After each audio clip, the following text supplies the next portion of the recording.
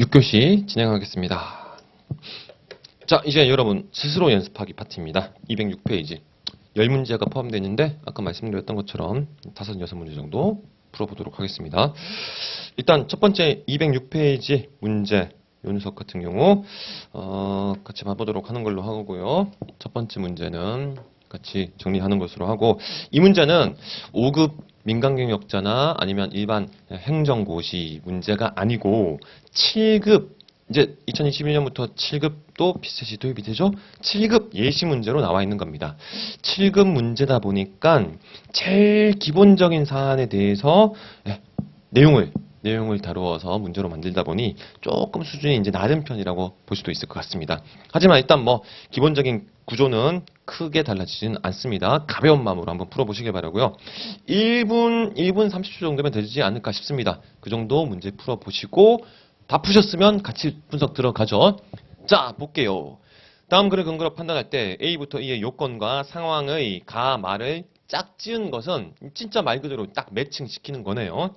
첫 번째, 민법 제-조는 고의 또는 과실로 인한 위법행위로 타인에게 손해를 가한 자는 그 손해를 배상할 책임이 있다라는 규정이 있는데, 손해배상의 책임 규정. 이는 가해자의 불법행위로 피해자가 손해를 입을 경우 가해자의 손해배상 책임을 인정하는 규정이다. 이거는 친절하게 이제 어떤 것인가 다 설명까지 해줬습니다. 이 규정에 따라 책임이 인정되기 위해서는 다음에 A부터 E 5가지 요건을 모두 충족해야 된다. 첫 번째, 가해자에게 고의나 과실이 있어야 한다.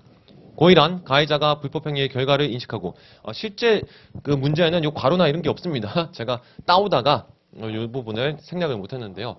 이와 같은 괄호 부분 같은 것은 이제 없다고 보시고, 일단 기본 고의, 과실이 있어야 된다. 여기서 이제 고의와 과실에 대해서 다시 또 개념 설명을 해주고 있죠. 고의란 가해자가 불법행위의 결과를 인식하고 받아들이고 있는 그런 상태인 거. 과실이란 가해자에게 무엇인가 준수해야 될 의무가 있었는데 부주의로 인해서 그 의무의 이행을 다하지 아니한 것. 처음부터 어길 생각이 있었던 건 아니고 다만 뭐 능력 부족 같은 것으로 인해서 부주의로 인해서 의무의 이행이 다 안 된 경우가 과실에 해당합니다. 요걸 그대로 이제 적용하시면 될 거예요. 자, 두 번째 B. 피해자의 손해를 야기할 수 있는 가해자의 행위, 가해행위라고 이제 설명이 되어 있는데요. 이와 같은 가해행위가 있어야 된다. 행위 자체가 가해행위로서의 속성을 가지고 있는 행위가 나타나야 되고, 세 번째, 가해행위가 있다고 했을 때 그게 위법한 행위여야 된다. 법에 어긋나는 행위여야 된다. D. 그 다음 피해자한테는 손해배상 책임이라고 있으니까 손해가 당연히 나타나야 되겠죠. 마지막 E. 가해행위와 손해 발생 사이에 인과관계가 있어야 된다. 가해행위가 없었더라면 손해가 발생하지 않았을 경우에 인과관계가 인정이 됩니다. 요거를 가지고 이제 다른 기출 문제도 나온 적이 있습니다. 민법 750조를 가지고 이렇게 이제 몇 종가를 이제 지금 뺀 상태로 문제를 만들었는데, 이와 관련돼 가지고 이 인과관계에 대한 분석에 있어서 예를 들어서 개인과 개인 사이의 그런 사적인 관계에서 뭐 자동차로 누군가를 쳤다든가 기물을 파손했다든가 때렸다든가 이런 것들은 인과관계 파악하기가 쉽겠지만, 공장에서 오염수 같은 것이 배출돼 가지고 이로 인해서 양식장의 그 어류들이 다 폐사했다 그랬을 경우에 이러한 좀 거대한 규모의 환경오염으로 인한 피해 같은 경우는 인과관계에 대해서 정확하게 판단하기가 어려운 경우들도 있을 수가 있습니다. 그럴 때는 어떻게 인과관계를 파악할 것인가, 이런 내용으로 기출문제가 별도로 5급 문제에서 나온 적도 있었습니다. 자, 아무튼 지금은 그냥 단순하게 각각에 해당하는 케이스를 매칭만 잘 시키면 됩니다. 자, 이제 아래쪽에 나와 있는 상황을 봤더니 교통신호의 지시에 따라서 횡단보도를 건너던 을을 갑이 쳤습니다. 차량으로. 그래서 을에게 부상을 입혔는데요.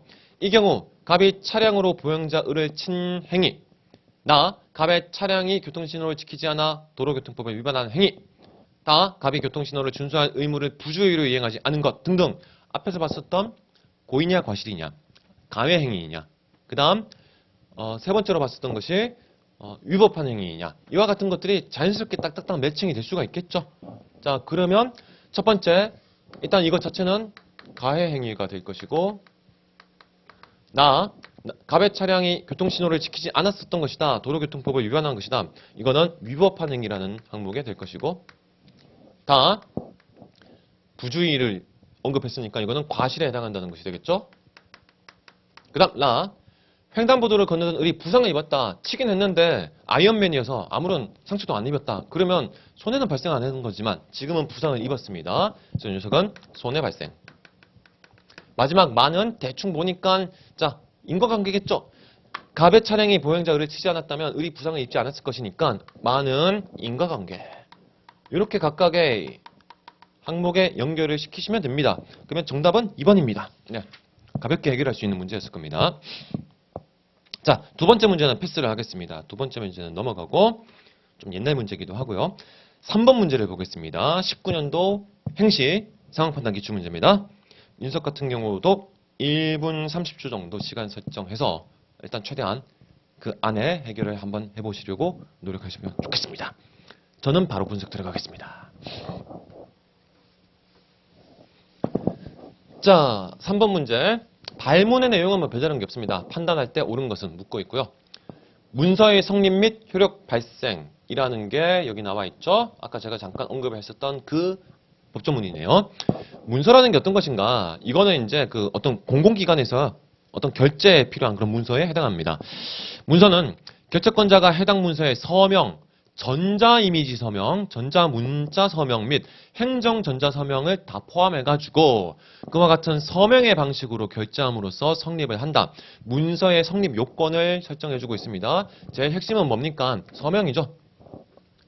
2항 문서는 수신자에게 도달됨으로써 효력이 발생한다. 자, 문서라는 것 자체에 성립이 됐다고 하더라도 이 문서의 내용과 관련된 효력의 발생은 별도의 요건이 더 필요했네요. 어떤 것이 필요한가? 수신자가 있겠죠. 받는 사람. 그 수신자한테 도달하는 게 일어나야 됩니다. 근데 이때 이 도달은 다시 괄호를 쳐서 세분화시켰습니다. 전자문서로 발송했을 경우에는 전자문서의 경우에는 수신자가 지정한 전자적 시스템에 입력되는 것만으로도 이미 수신자한테 도달됐다고 간주하는 겁니다.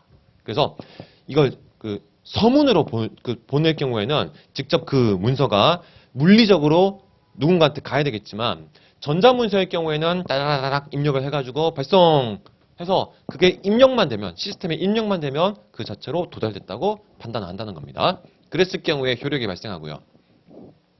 사망 제2항에도 불구하고 공고문서라는 종류의 경우에는 좀 특이한 케이스가 나와 있는 거죠. 단서죠, 단서. 제2항에도 불구하고라는 이런 구절이 나와 있으니까 요거는 예외나 단서를 설명하는 거구나. 그런 판단 바로 되실 겁니다. 그럴 경우 공고문서의 경우에는 그 문서에서 효력 발생 시기를 구체적으로 밝히고 있지 않으면 예를 들어서 문서가 1일 뒤에 2일 뒤에 이러한 효력 발생 시기를 구체적으로 명시하고 있지 않다면 그 고시 또는 공고가 있은 날부터 5일이 경과한 때 그러면 또 이런 고민을 하실 수도 있어요. 고시나 공고가 있은 날은 또 언제를 기준으로 잡아야 되지? 대부분은 그냥 그대로 문장 나온다고 했었죠? 그래서 더 고민하지 마시고 그냥 이런 거 그대로 가져와서 있은 날부터 5일이 경과한 때에 효력이 발생한다. 언제? 어떤 조건 하에서? 구체적으로 시기를 명시하지 않았다면 5일 뒤에는 효력이 자동으로 발생하는 구조구나. 이렇게 판단해 주시면 되겠습니다. 자, 그 다음 이제 두 번째 조가 조금 긴 편이고 크게 봤을 때 두 번째 조는 문서 작성에 있어서의 원칙이기 때문에 내용이 좀 크게 구분이 되죠. 그래서 끊어읽기, 끊어서 선택지 판단하는 것을 이제 본격적으로 적용해 보겠습니다. 자, 1번.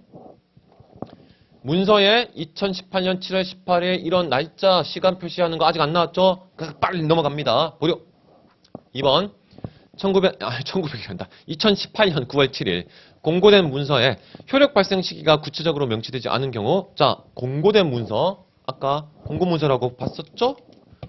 공고문서 이 공고문서의 경우 특정 시기를 밝히지 않았으면 5일 경과한 때 효력 발생한다고 했습니다. 2번 구체적으로 명시되지 않은 경우 그대로 됐죠? 더 고민할 필요 없죠? 그럴 경우 즉시 발생이 아니고 5일 경과 후 따라서 2번 일단 틀렸다는 거 판단 가능합니다. 다음 3번 전자문서의 경우 해당 수신자 이런 키워드들은 이미 첫 번째 조에서 다뤘었던 것들이죠. 수신자가 지정한 전자적 시스템에 도달한 문서를 확인한 때부터 효력이 발생한다? 아니었죠.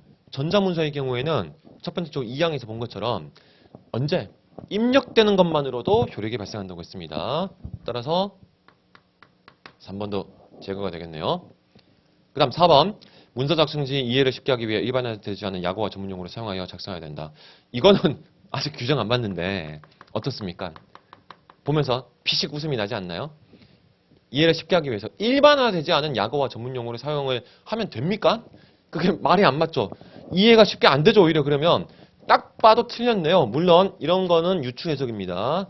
그래서 내용을 보시고 해결해야 되긴 하지만 일단은 말이 안 맞아요. 말이 안 맞습니다. 근데 안 다룬 내용이니까 보류. 5번 연계된 바코드. 바코드 언급 안 됐으니까 보류. 그래서 다시 이 문제는 안타깝게도 두 번째 조까지 가서 맨 마지막 항을 봐야지 정답이 나옵니다. 자, 1번. 문서는 어문 규범에 맞게 한글로 작성하되 뜻을 정확하게 전달하기 위해 필요한 경우에는 괄호 안에 한자나 그밖에 어이구 같은 것도 포함할 수 있고 특별한 사유가 없으면 가로를 쓴다. 이런 내용은 없었습니다. 2번. 문서의 내용은 간결하고 명확하게 표현하고 위반되지 않은 약어와 전문용어 등의 사용을 피한다. 그러니까 아까 4번 틀렸다는 거 바로 판단되겠죠? 그 다음 3번 음성정보, 영상정보 등을 수록할 수 있고 연계된 바코드 등을 표기할 수 있다. 5번 바코드는 문서와 함께 표기할 수 없기 때문에 틀렸네요.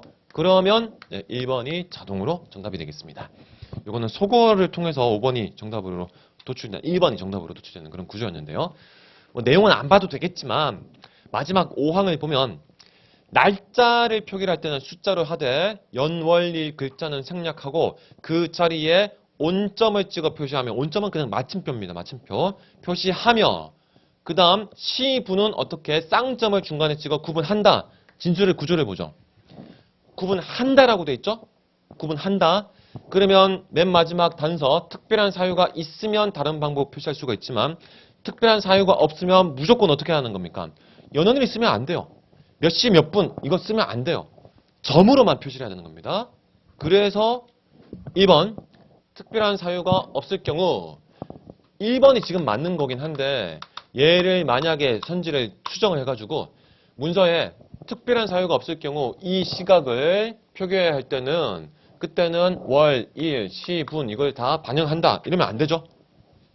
아예 빼야 되는 것이 의무 규정이었습니다. 그래서 이런 식으로 점으로만 표기를 하게끔 하는 게 맞습니다. 자, 3번 문제 이렇게 정리를 마무리를 하고 역시 4번 건너뛰고요. 그러니까 3번, 4번 정도까지는 매칭형의 기본 문제 구도로서 쉽게 해결이 될 것이고 5번도 매칭형인데 5번을 풀어보도록 하겠습니다. 미리 4번을 생략하고 5번을 준비해놨습니다. 자, 여러분 5번 길이가 길지 않기 때문에요. 역시 최대 1분 30초 안에 해결을 하시기 바랍니다.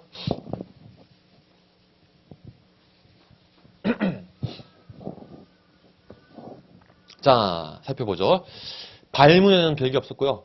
바닥글의 내용은 부동산과 동산의 일단 첫 번째 문장에서 규정을 해줬습니다. 토지와 정착물이 부동산, 그 이외의 물건은 동산. 자, 어떤 것을 다룬 것인가? 계약, 예를 들어서 매매, 그냥 사고 파는 거죠. 아니면 증여, 그냥 주는 거죠. 이와 같은 계약에 의하여 부동산의 소유권을 취득하려면 양수인, 매수인과 수증자, 주는 사람과 받는 사람 명의로 소유권 이전 등기를 마쳐야 한다. 자, 취득이 결국에는 효과입니다. 부동산의 소유권에 대한 취득의 요건은 계약의 경우에는 if 계약이면 뭐가 필요하다? 등기해야 된다. 등기를 완료해야지 소유권에 대한 취득이 이루어지는 구조고 반면에 두 번째 문장 상속 등이면 뭐 경매까지 포함해서 상속 등이면 그 밖의 법률 규정에 의하여 부동산의 소유권을 취득하는 경우에는 그러니까 여기까지가 전체 다 한 묶음이죠. 결국 이 매매의 경우가 계약의 경우가 아닐 경우에는 등기를 필요로 하지 않는다. 등기 필요 없음. 없어도 취득. 이렇게 이제 두 가지로 구분되어 있었습니다. 간단합니다. 다만 단서 등기를 하지 않으면 그 부동산에 대한 처분은 불가능합니다. 그러니까 얘 같은 경우는 애초에 취득 전에 등기를 했을 거니까 취득 이후에 또 다른 등기 절차를 거칠 필요가 없이 부동산을 남한테 또 주거나 뭐 팔거나 하는 거 가능하겠죠. 근데 이 경우로 취득을 했을 때는 그냥 소유하고 있는 것은 문제가 없지만 얘를 남들한테 또 넘긴다든가 매매를 하려고 한다면 그때는 등기를 하고 이 다음 단계에서 추가적인 법률 효과인 처분을 하기 위해서는 중간에 뭐가 필요하다? 그때는 등기를 해줘야 된다는 겁니다. 자, 여기까지가 이제 부동산과 관련된 내용이었다면 한편 마지막 문장은 동산을 설명해주고 있네요. 계약에 의하여 동산의 소유권을 취득하려면 양도인이 양수인에게 그 동산을 인도하여야 한다. 자, 계약을 했을 경우에 동산 같은 경우에는 이제 움직일 수 있는 물건이기 때문에 이렇게 넘겨줘야 된다는 겁니다. 자, 받으시오 하면서 넘겨줘야 된다는 겁니다. 그때 취득이 인정이 되는 겁니다. 인도라는 것은 물건의 물리적인 어떤 이전이라고 생각하시면 되겠죠? 자, 내용이 그렇게 복잡하지 않았습니다. 1번. 갑이 자신의 부동산 X를 을에게 1억 원에 팔기로 한 경우 판다는 말을 매매, 계약으로 보면 되겠죠? 얘는 매매니까 첫 번째 케이스죠. 한 경우 을이 갑에게 1억 원을 부동산의 경우입니다. 지급하는 것만으로 소유권 취득 안 되죠. 매매를 했을 때는 등기까지 마쳐야 된다고 되어 있었습니다. 2번. 갑의 부동산 X를 경매를 통해, 경매는 두 번째 if, 취득한 을이 이미 취득을 했습니다. 그 부동산을 병에게 증여하고 인도하면 병은 소유권 이전 등기 없이 부동산 X의 소유권을 취득한다고 되어 있는데요. 자, 세 명이 등장합니다. 갑이 X를 경매를 통해 취득한 을이 갑의 부동산 X를 을이 취득을 했습니다. 경매를 통해서. 이때의 취득 자체는 등기가 필요 없었는데 이걸 다시 병에게 증여하는 것은 이건 처분의 행위죠. 이와 같은 취득 후 처분을 할 때는 이전 있어야 되죠. 이전 등기 있어야 되죠. 이전 등기 없이 부동산 X를 못 넘겨줍니다. 그러면 당연히 병의 입장에서도 소유권을 못 가져오겠죠. 이 처분 못해요. 아직. 등기를 해줘야지 처분할 수가 있습니다. 따라서 2번도 틀렸고 3번. 갑이 점유하고 있는 자신의 동산 X를 동산입니다. 맨 마지막 문장이 정보. 을에게 증여하기라 한 경우 갑이 을에게 동산을 인도하지 않더라도 안 되죠. 인도해줘야 됩니다. 넘겨줘야지 소유권이 넘어갑니다. 소유권 취득이 가능합니다. 4번. 갑의 상속인으로, 상속이니까 여기 두 번째 케이스. 을과 병이 있는 경우 을과 병이 상속으로 갑의 부동산 X에 대한 소유권을 취득하려면 을과 병 명의로 소유권 이전 등기를 꼭 마칠 필요는 없죠. 상속의 경우는 소유권이 취득되는 것 자체는 그냥 가능합니다. 그래서 자동적으로 5번만 남네요. 갑과의 부동산 X에 대한 매매 계약에 따라 을이 갑에게 매매 대금을 지급하였더라도 소유권 이전 등기를 마치지 않았으면 이제 수증자는 소유권 취득을 아직은 못하죠. 등기까지 마쳐줘야 됩니다. 이건 잘 설명을 했습니다. 자, 이렇게 5번까지 해서 매칭형 문제 분석하는 거 마무리 지어보고요. 자, 이제 후반부에서는 적용형 문제, 적용형 패턴은 주로 계산 과정을 거치는 거라고 아까 말씀을 드렸습니다. 계산 과정이 좀 필요하게 되는 그와 같은 적용형 문제, 기출문제를 또 풀어보겠습니다. 6번 풀어볼게요. 6번 문제 같은 경우 발문이 상당히 긴 편인데 일단은 한번 여러분들 한번 생으로 풀어보시기 바라고요. 제가 이런 스타일의 문제를 풀 때 주의해야 될 거를 문제를 분석하면서 말씀드리겠습니다. 자, 1분 30초 정도 시간 할애하시면 되겠습니다. 자, 6번 보겠습니다. 발문이 꽤 긴 편인데요. 이렇게 발문이 길 때는 발문에서도 추가적인 기준, 판단의 기준인 요건이 나올 수가 있습니다. 자, A국에서는 부동산을 매매나 상속 등의 방법으로 취득하는 사람은 이것도 이제 취득과 관련된 문제가 나오는데 여기서는 세금을 내야 되는 그런 상황을 설명해 주고 있습니다. 취득하는 사람은 취득세, 농어촌 특별세, 등록세, 지방교육세를 납부해야 됩니다. 자, 4가지 세금이 나와 있습니다. 다음 글을 근거로 할 때 자격농민인 갑이 공시지가 3억 5천만 원의 농지를 상속받아서 주변 농지의 시가 5억 원으로 신고를 한 경우 그러면 두 가지 금액이 나와 있습니다. 3억 5천만 원의 공시지가가 있고 5억 원이라는 또 주변 농지 시가가 있는데 보통 세금을 선정할 때는 어떤 기준이 되는 대상의 어떤 매매가나 어떤 뭐 공시지가 이와 같은 어떤 기준 금액이 있어야 되죠. 근데 여기는 금액이 두 가지가 나와 있어요. 그래서 어떤 거를 기준 금액으로 삼아야 될지에 대한 판단이 아직 좀 불분명한 상태로 발문이 제시가 되어 있습니다. 그러니까 이거를 갈지가 처음에 좀 고민이 되면서 후반부로 작업을 하셔야 되겠죠? 그랬을 때 갑이 납부해야 될 세금액은 무엇인가? 얼마인가? 여기 괄호 속에 신고 불성시 가산액, 상속세, 증여세 이와 같은 개별적인 것, 본문에서 다루지 않는 그런 세금은 취급하지 않겠다. 넘어가라. 이런 것들은. 자, 이렇게 이제 발문이 제시가 되어 있습니다. 발문에서의 핵심은 자격농민이 상속을 받아서 이 땅을 얻게 되었고 공시지가는 5억인데 3억 5천인데 주변 농지의 시가는 5억 원입니다. 자, 첫 번째. 부동산 취득 시 납부해야 될 세금의 산출 방법. 취득세, 그 다음 등록세가 나와 있고 추가로 보면 요 각각의 항목 안에서 또 농어촌 특별세, 그 다음 지방교육세 4가지를 다 다루고 있습니다. 그러면 첫 번째 취득세는 어떻게 산정이 되는가? 부동산 취득 당시 가액에 이런 개념이 없었죠? 부동산 취득 당시 가액이라는 말은 발문에서도 없었어요. 그리고 산출 방법으로 들어가서 처음 봤는데 거기에서 상뚱맞은 낯선 개념이 바로 튀어났습니다. 보통 이렇게 이제 취득 가액이니 아니면 뭐 양도 가액이니 하는 어떤 가액이라는 개념이 나오면 그 가액이 보통 세금 산정의 기준 금액이 될 때가 많습니다. 근데 아직 가액이라는 것이 무엇인지 안 나와 있죠. 5억이라는 거야, 4억 5천이라는 거야. 이게 아직 불분명하죠. 그렇기 때문에 요 녀석에 대한 판단은 여기에서 다음 문장까지 봐도 없으면 이거는 다른 항목이 나온다고 생각하시면 좀 좋습니다. 각주에 있거나 아니면 원래는 보통 앞에 있어야 될 건데 이 산출 방법 박스 글 안에서는 맨 마지막에 나와요. 그래서 눈치가 빠르신 분들이라면 가액이 언급이 안 됐는데 어디에 있지? 밑에서부터 먼저 찾아보는 겁니다. 그러니까 세 번째 항목에 나와 있죠. 부동산 취득 당시 가액은 어떻게 산정하는가? 취득자가 신고한 가액과 신고 가액이 얼마죠? 자, 5억 원이었죠. 그 다음 공시지가, 시가표준액 3억 5천 중에서 큰 금액으로 하니까 가액은 3억 5천이 아니고 우리한테 계산하기 쉽게 5억으로 설정됐습니다. 5억.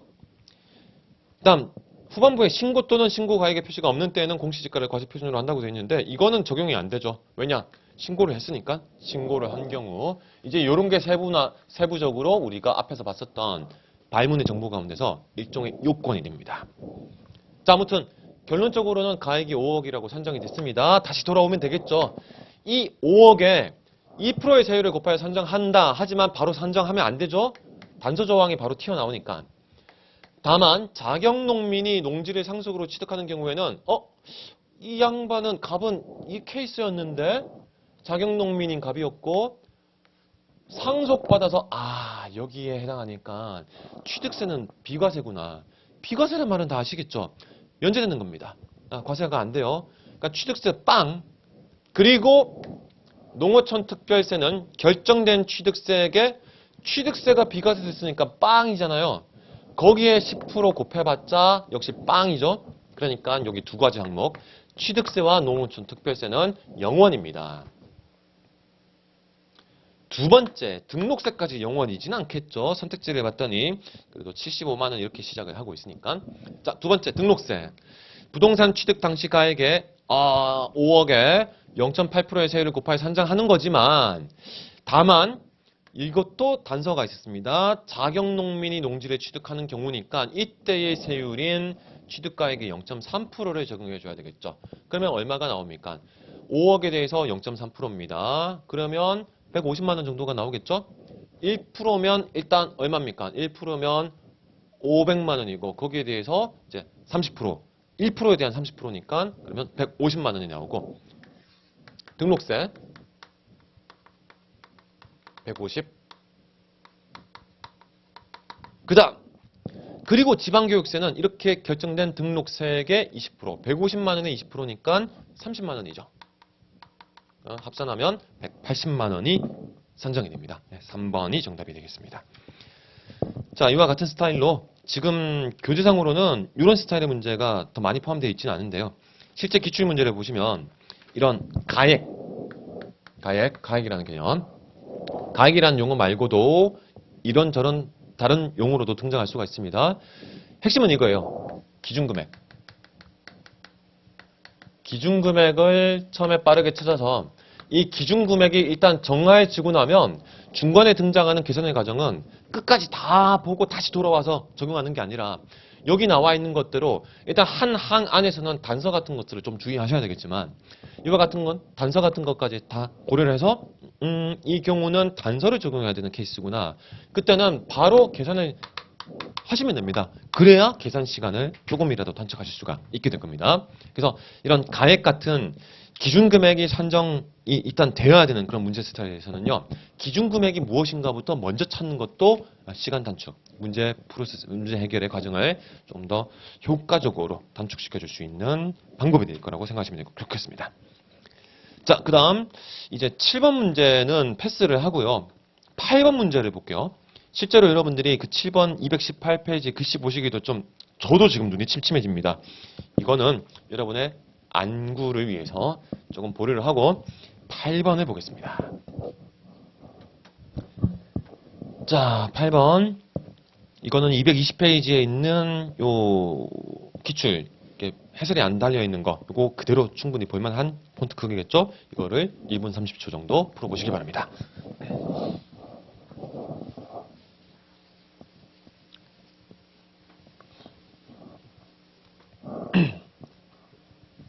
자, 분석 들어가겠습니다. 다음 글과 상황. 이건 별도의 상황이 박스 형태로 주어져 있습니다. 그러니까 적용형이라고 볼 수가 있겠죠. 근거로 판단할 때 옳은 것은 자, K국 거리하겠죠. 현행법상 상속인으로는 혈족 상속인과 배우자 상속인이 있다. 제1순위 상속인은 피상속인의 직계 비속이며 지난번에도 말씀드렸습니다. 직계 비속이라는 단어가 여기에서 그냥 나오고 직계 존속, 직계 비속에 대한 각주 설명 없죠. 이 정도는 이제 기출문제를 어느 정도 좀 분석하고 시험 준비를 해온 사람이라면 에이, 직계 비속인이 직계 존속인이 당사자니 이런 개념 정도는 우리가 설명 안 해줘도 이들이 다 알고 들어와야지. 이미 그렇게 전제가 깔려있는 상태입니다. 16년 정도부터 이미 안 써요. 각주 안 씁니다. 자, 아무튼 직계 비속은 자녀 쪽이고 직계 존속은 부모 쪽이죠. 직계 비속이 없는 경우에는 존속이 상속인이 됩니다. 근데 태아가 있을 경우는 어떻게 하는가? 태아는 사산되어 출생하지 못한 경우를 제외하고 즉 아이가 무사히 태어나면 아이도 상속인이 됩니다. 그 다음 배우자는 어떻게 하는가? 배우자는 직계 비속과 동순위로 공동 상속인이 된다. 같은 순위. 직계 비속이 있다고 한다면 직계 비속이 1순위였죠? 직계 비속이. 그 다음 직계 존속이 같이 있으면 그래도 직계 비속이 1순위입니다. 그런 경우에 자녀도 있고 배우자도 있고 그 다음 죽은 사람의 부모도 있을 경우에 부모님은 안타깝지만 상속인이 될 수가 없고 배우자까지가 상속인이 됩니다. 그래서 같이 배우자와 직계비속이 같이 공동상속인이 되고 직계비속이 없는 경우에 피상속인의 직계존속과 공동상속인 피상속인과에게 직계비속과 직계존속도 없다면 단독상속인이 됩니다. 네, 모든 것을 전부 다 가져가게 됩니다. 자, 그때 현행 상속분 규정은 어떻게 되는가? 상속 재산이 있겠죠? 이걸 배우자에게 직계존속, 직계비속보다 50%를 더 주도록 정합니다. 즉 1.5배가 됩니다. 1.5배. 직계비속 한 명이 예를 들어서 A라는 사람이 있고 배우자가 B고 이들 사이에 자녀 C와 D가 있고 그 다음 부모가 E, F 다 살아계시다고 한다면 EF는 될 수가 없고 여기가 상속인이 되죠?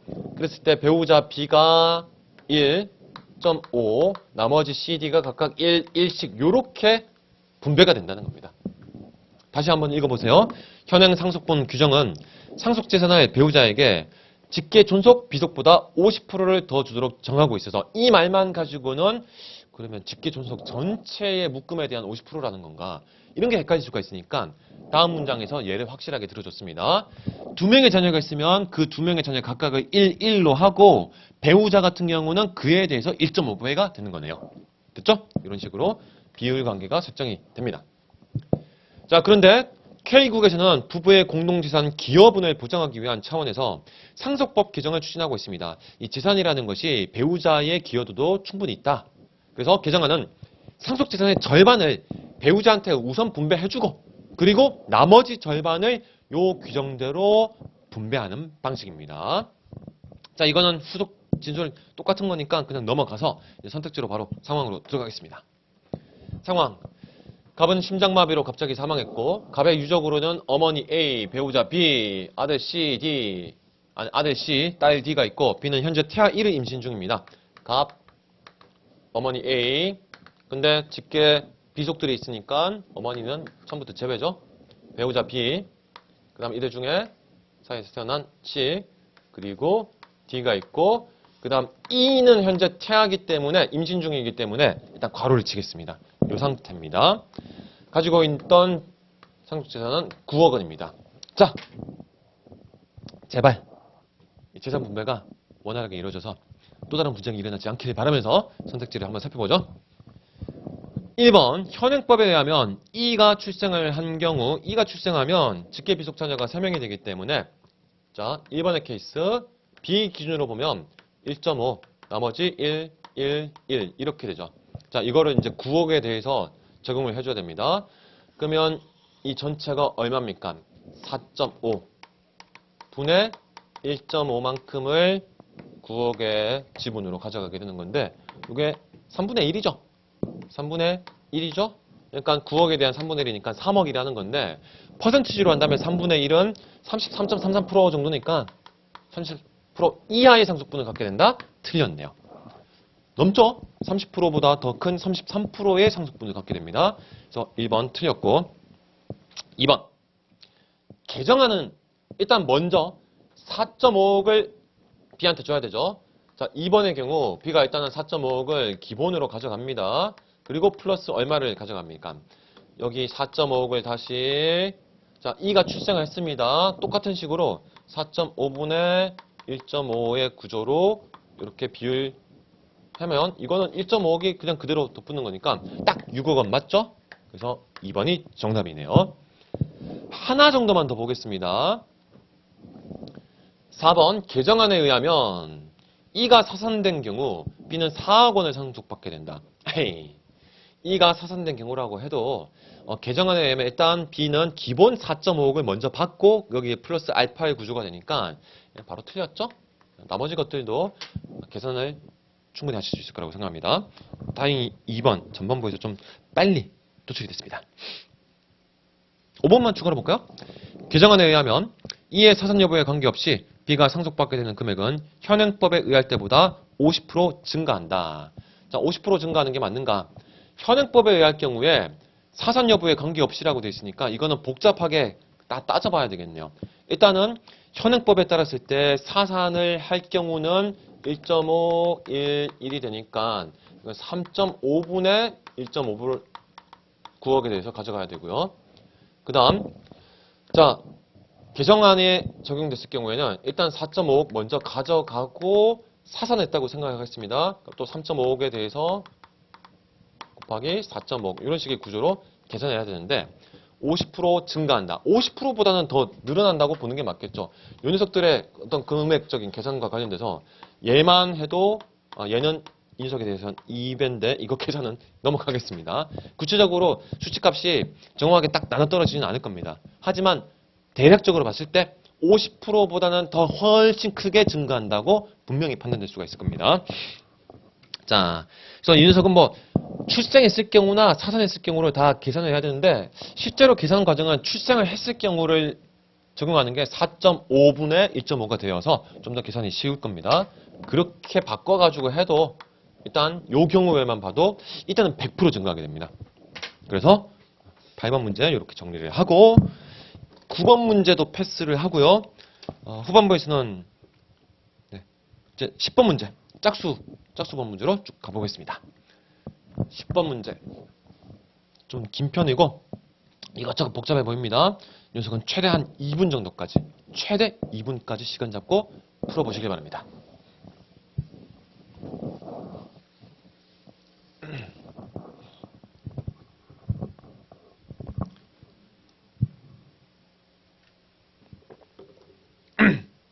자, 문제 분석 들어가 보겠습니다. 다음 글과 상황을 근거로 판단할 때 갑부터 병까지 중 임금 피크제 지원금을 받을 수 있는 사람만을 모두 고르면 이거는 얼마를 주느냐의 문제가 아니고 피크제 지원금을 받을 수 있는 자격인, 자격자를 따지는 문제네요. 자, 근데 상황이 각각 또 개별적으로 갑을병 인물에 또 되게 세세한 정보들까지 추가로 나와 있기 때문에 이거는 단순 매칭의 형태로는 풀기가 좀 어려운 확실히 적용형 문제라고 할 수가 있을 겁니다. 자, 첫 번째죠. 임금 피크제 지원금 1항 정부는 다음 각 호의 어느 하나에 해당하는 경우 다음 각 호의 어느 하나니까 이거는 1호에 해당하면 그냥 1호 자체로 그냥 끝나는 거예요.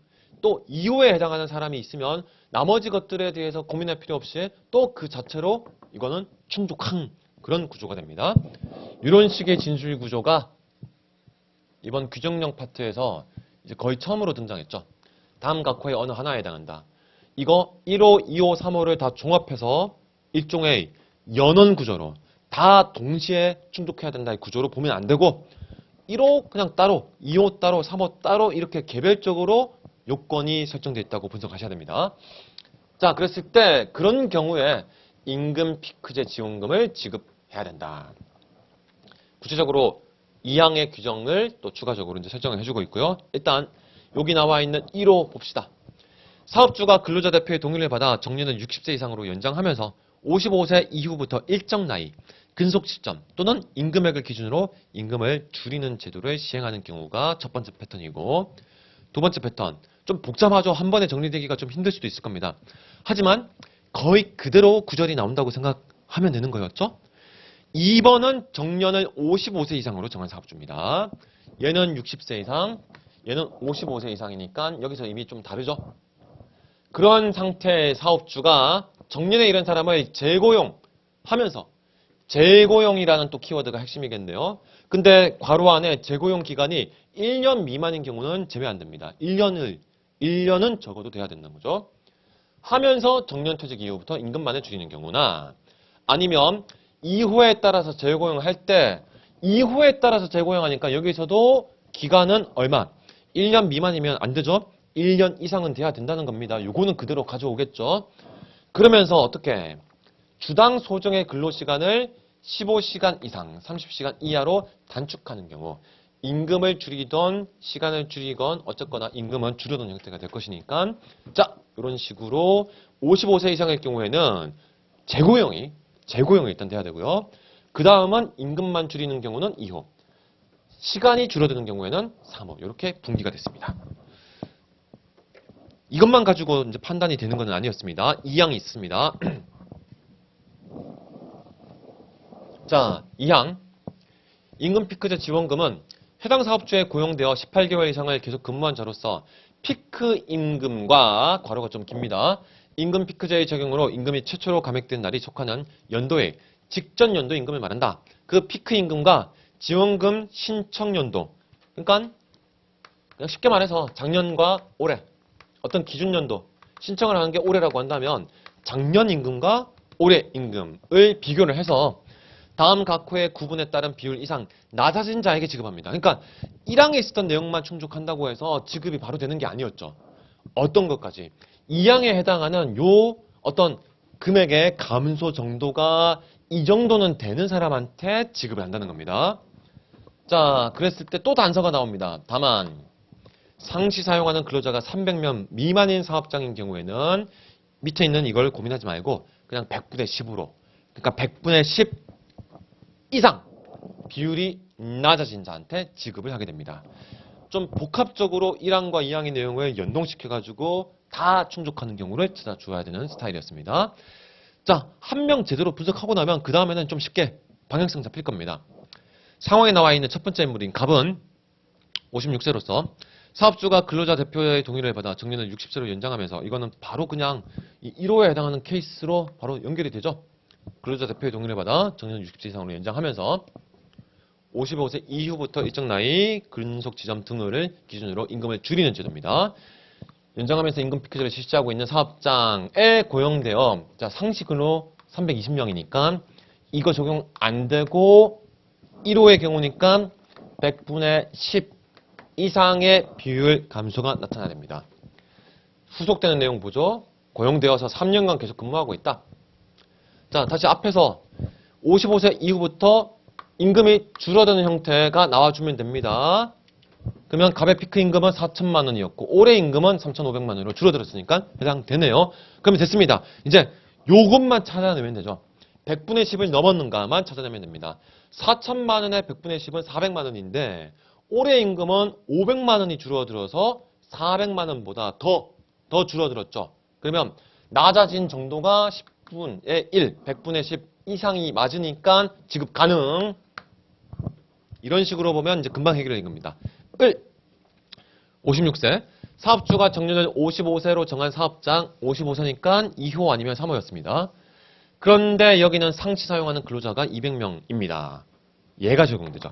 그러면 300명 미만의 사업자는 2호의 경우에는 20, 3호의 경우는 30이지만 이거 적용하면 안 되고요. 을은 얘를 적용하면 되는데 자 일단은 더 봅시다.